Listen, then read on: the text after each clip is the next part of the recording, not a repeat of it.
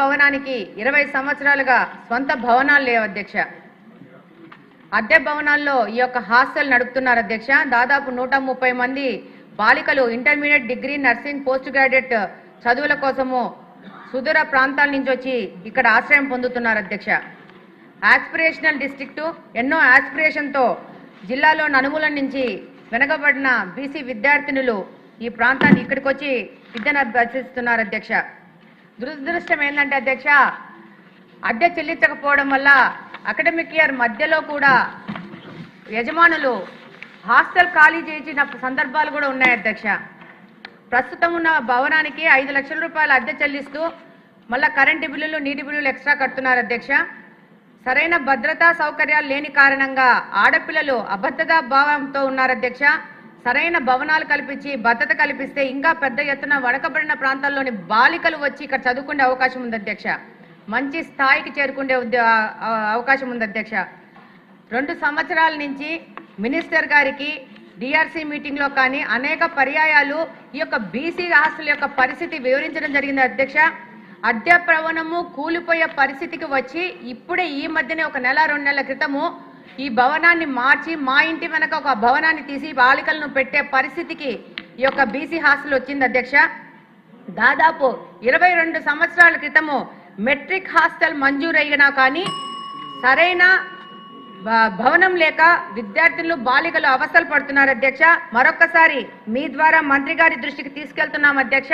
కడపకు మంచి ప్రభుత్వ పరిధిలో సొంత భవనంతో బీసీ హాస్టల్ ఏర్పాటు చేయవలసిన అవసరం ఉంది అధ్యక్ష. తద్వారా బీసీలకు సాయం చేసుకునే పరిస్థితి ఉంటుంది అధ్యక్ష.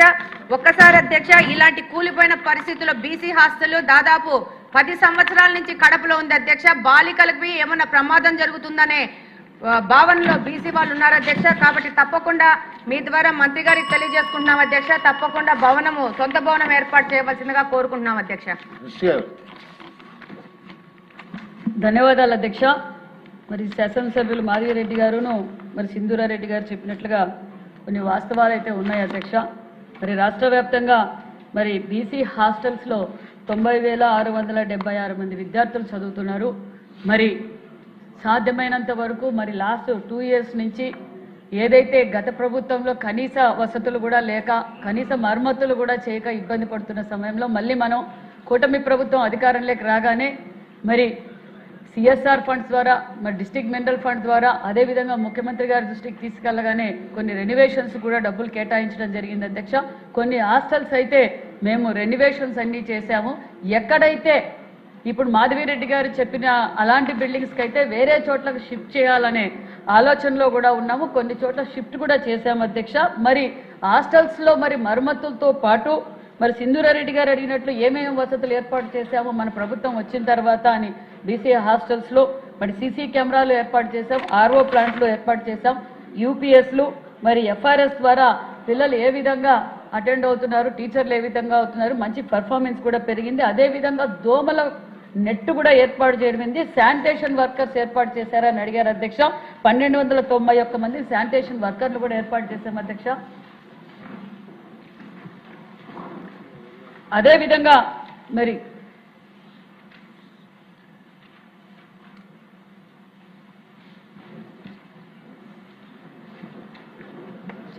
అదేవిధంగా కుక్కు కమాటీలు అడిగారు అధ్యక్ష. కుక్కు కమాటీలు కూడా 113 మందిని కుక్కు కమాటీలు కూడా ఏర్పాటు చేయడం జరిగింది అధ్యక్ష. అంతేకాకుండా 26-27 సంవత్సరం బడ్జెట్లో మరి ఓన్లీ బీసీ హాస్టల్స్ రిపేర్ల కోసం కూడా మరి 20 కోట్ల రూపాయల నిధులు కూడా కేటాయించడం జరిగింది అధ్యక్ష.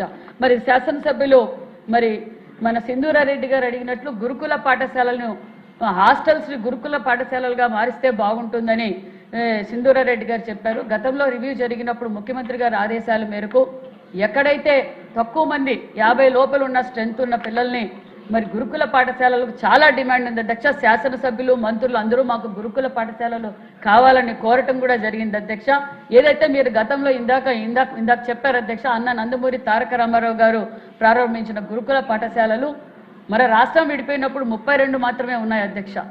మళ్ళీ మన రాష్ట్రం విడిపోయిన తర్వాత మరి బీసీల పక్షపాతి చంద్రబాబు నాయుడు సార్ ముఖ్యమంత్రిగా ఉన్నప్పుడు 75 గురుకుల పాఠశాలలు శాంక్షన్ చేశారు అధ్యక్ష.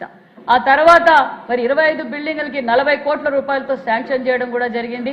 ఆ బిల్డింగులు మరి 70-80% కూడా పూర్తి అయినవి కూడా జరిగింది అధ్యక్ష. మరి ఇప్పుడు ఆ 5 సంవత్సరాల్లో దాన్ని కూడా గాలికి వదిలేయడంతో మళ్ళీ ముఖ్యమంత్రి గారి దృష్టికి తీసుకెళ్తే ముఖ్యమంత్రి గారు అవి ఏవైతే గోనిబావి, మడకసిర, రొద్దం, మరి పులివెందల ఇవన్నీ మరి దగ్గరలోనే బిడ్డలకు అంకితం చేయబోతున్నాం అధ్యక్ష.